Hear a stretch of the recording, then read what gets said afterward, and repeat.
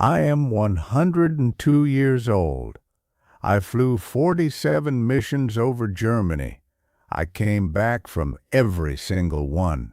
The 48th mission almost killed me, not because of enemy fire, not because of flak, not because of German fighters, because of something nobody warned me about, something I never saw coming. My name is Roy Caldwell. I was born in Tulsa, Oklahoma on April 9th, 1924. My father owned a small hardware store. My mother taught Sunday school at the First Methodist Church for 22 years. I grew up in a quiet house, orderly, predictable. My father believed in doing things right the first time and not complaining about it. That suited me fine. I was not a dramatic person. I did not get rattled easily. That quality, as it turned out, made me a very good pilot. I was 17 years old when Pearl Harbor was attacked. I remember my father listening to the radio and then turning it off and sitting in silence.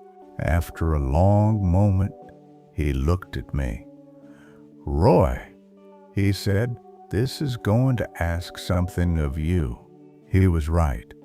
I enlisted in the U.S. Army Air Forces in April 1942. I was 18 years old. From the beginning, it was clear that flying came naturally to me. My instructors said I had exceptional situational awareness and the steadiest hands they had seen. I completed advanced pilot training on the B-17 Flying Fortress in the spring of 1943. By the fall of 1943, I was in England with the 8th Air Force 306 Bombardment Group based at Thurley. I flew my first combat mission in October 1943. I was 19 years old. In 1943 and 1944, the strategic bombing campaign over Germany was one of the most dangerous assignments in the entire war. The average B-17 crew had a 1 in 4 chance of completing a full tour of 25 missions: flak, fighter attacks, mechanical failures, weather. There were 100 ways a mission could end badly and only one way it could end well. My crew and I somehow kept finding that one way. I don't say that to sound impressive. I say it because by the time I reached my 40th mission, I had watched so many other crews not find it. Friends, men I had eaten breakfast with, men whose names I knew, gone. My co-pilot was Lieutenant David Park from Seattle, 22 years old, methodical, careful, exactly the kind of co-pilot you wanted beside you. My navigator was Lieutenant Sam Torres from Albuquerque. My bombardier, Sergeant Pete Flynn from Boston, could put a bomb through a window at altitude. Together we flew mission after mission and came back. By the spring of 1944, the tour had been extended to 35 missions, then to 50. The Army needed experienced crews. We kept flying. I want to tell you something that nobody talked about during the war. Something that wasn't in any manual or any briefing. What 47 missions does to a man's mind. It doesn't happen all at once.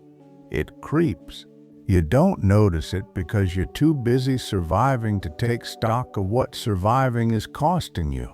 After 10 missions, you stop being surprised by flak. After 20, you stop thinking much about the men who don't come back. Not because you don't care, because you can't afford to care and still function.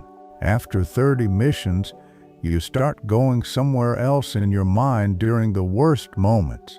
Some part of you detaches, watches from a distance. It feels like calm. It feels like control. It isn't calm. It isn't control. It is your mind doing the only thing it can think of to keep you functioning. I didn't know any of this on the morning of my 48th mission. I thought I was fine. I had always been fine. I was Roy Caldwell from Tulsa, Oklahoma. I did not get rattled. I was wrong.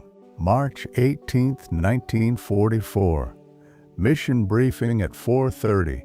Target, ball bearing factory, outside Berlin.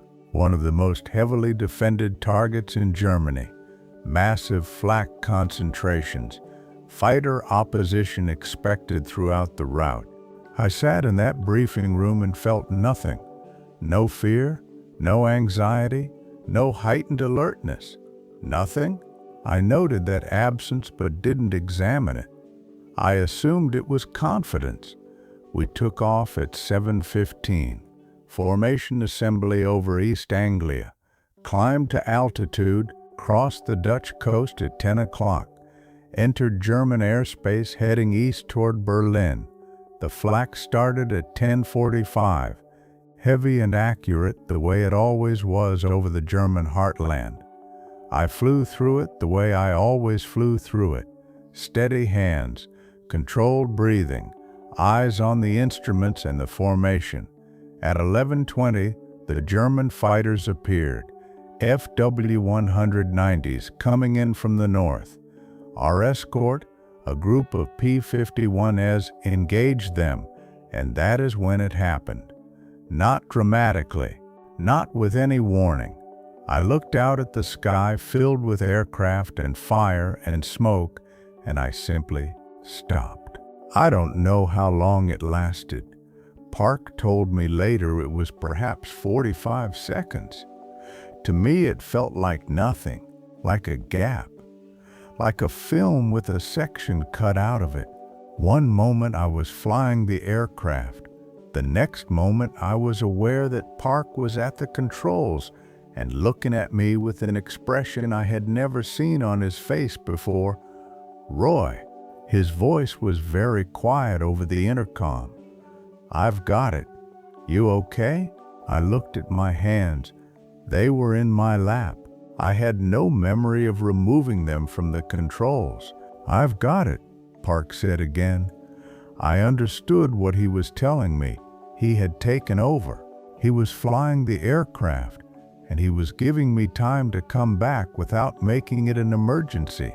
I sat there for what felt like a very long time. Then I put my hands back on the controls. "I've got it," I said. Park looked at me for a moment, then he moved his hands back to his own side. We flew the rest of the mission. We hit the target. We came home. Nobody said anything about those 45 seconds. Park came to find me that evening. He sat down across from me and didn't say anything for a moment. Then he said, "You want to talk about it?" "No," I said. He nodded. "Okay," he said. "I need to ask you one thing. Are you fit to fly?" I thought about that honestly. "I don't know," I said. That was the most frightening thing I had ever said out loud. In 47 missions over Germany, through flak and fighters and near misses and the deaths of more men than I could count, I had never once not known. Park looked at me steadily. "Then we go talk to the flight surgeon," he said. "Tonight." I started to say no. Park put his hand on my arm. "Roy, you have a crew of 9 men depending on you. If you're not right, they need to know, and so do you." He was correct. I knew he was correct.